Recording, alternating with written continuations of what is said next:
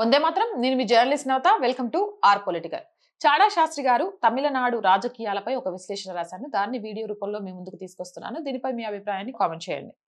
తమిళనాడు విషయంలో గవర్నర్ గారు విజయ్ని ఇబ్బందుల నుండి కాపాడే విధంగా మొదటి నుంచి వ్యవహరిస్తున్నారని ముందు నుంచే చెప్తున్నారు. ఇప్పుడు అదే నిజమైంది. మే 4వ తేదీ ఫలితాలలో పార్టీల బలాబలాలు ఒకటి ఖచ్చితంగా చెప్పారు. డిఎంకే లేదా ఏఐడిఎంకే కూటమి సభ్యులలో కొందరు మద్దతు లేకుండా విజయ్ ప్రభుత్వం ఏర్పాటు చేసే అవకాశమే లేదని.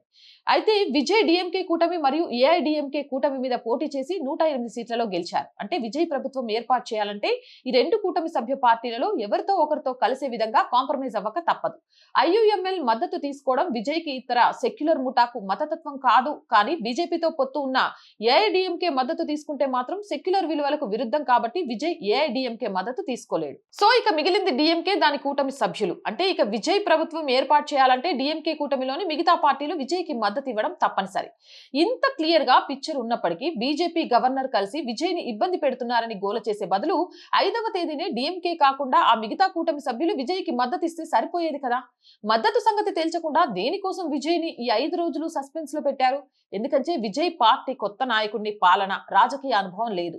ఎన్నాళ్ళు ప్రభుత్వం ఉంటుందో తెలియదు. దీన్ని నమ్ముకొని బహిరంగంగా విజయ్ కి మద్దతు ప్రకటిస్తే చిరకాల మిత్ర పార్టీకి డిఎంకేకి ద్రోహం చేసినట్లుగానే కాకుండా తమ రాజకీయ భవిష్యత్తుపై అనిశ్చితి వస్తుంది అనే భయంతో డిఎంకే మిత్రులు బహిరంగంగా విజయ్ కి మద్దతు ప్రకటించడానికి సంకోచించారు. వీళ్ళ ఉద్దేశం 2 పడవల్లో ప్రయాణం చేద్దామని. అంటే ఒకవైపు అధికారికంగా డిఎంకే పక్కలో అలాగే పడుకొని సభలో అప్పటి పరిస్థితిని బట్టి గైర్హాజరై విజయ్ ప్రభుత్వాన్ని కాపాడుతూ 2 బంధాలు నిలుపుకుందామని ప్లాన్ చేశారు.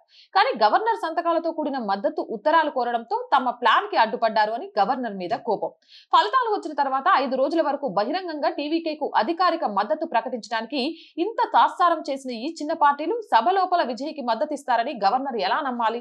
ఇలా గోపి పార్టీల నుండి విజయ్ సంతకాలతో కూడిన మద్దతు లేఖలను సంపాదించాలని గవర్నర్ పట్టుబట్టడం రాజకీయ రంగంలో కొత్తవాడైన విజయ్ కి తెలియకుండానే ఒక గొప్ప మేలు చేసింది. ముందుగానే లిఖితపూర్వక హామీలను డిమాండ్ చేయడం ద్వారా విశ్వాస పరీక్ష సమయంలో రాజకీయ పార్టీలు సభలో విజయ్ ని బ్లాక్ మెయిల్ చేసే అవకాశాలను సమర్థవంతంగా తగ్గించేశారు.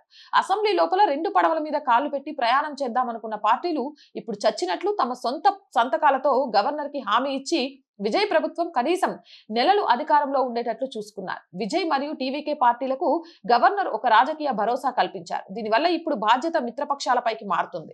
విజయ్ కి నష్టపోయేది ఏమీ లేదు. కానీ కాంగ్రెస్, కమ్యూనిస్టులు, బీసీకే మరియు ముస్లిం లీగ్ విజయ్ కి వ్యతిరేకంగా సభలో ఏ చర్య తీసుకున్నా ప్రజల్లో నమ్మకాన్ని కోల్పోతారు.